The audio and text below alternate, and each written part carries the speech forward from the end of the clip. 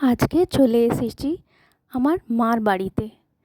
মার 4টে গোপাল আছে, ওই জন্যে মা জন্মাষ্টমীটা খুব সুন্দর করে করে।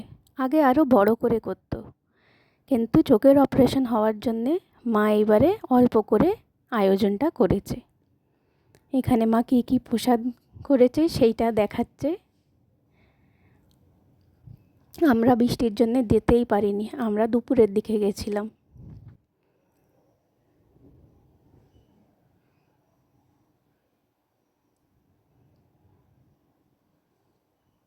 মা নিজের হাতে করে সব কিছু রান্না করতে খুব ভালোবাসে।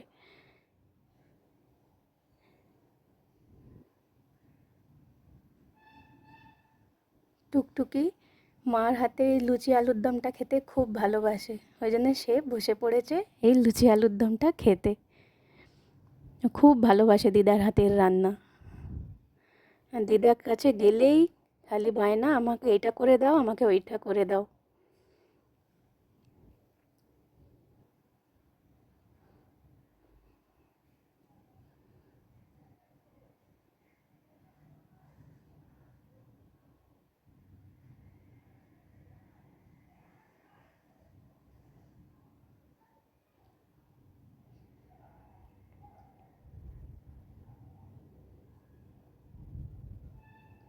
মা বৃন্দাবন গেছিল, ওখান থেকে গোপালদের জন্যে ছোট্ট ছোট্ট পাগড়ি কিনে নিয়ে এসেছে।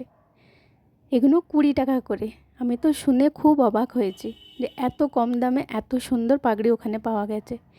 এই জামা 4টেও মা বৃন্দাবন থেকে নিয়ে এসেছে, খুবই সস্তায়। এখানে এই জামাগুলো প্রচুর দাম, কিন্তু বৃন্দাবনে এগুলো খুব কম দামে মা নিয়ে এসেছে।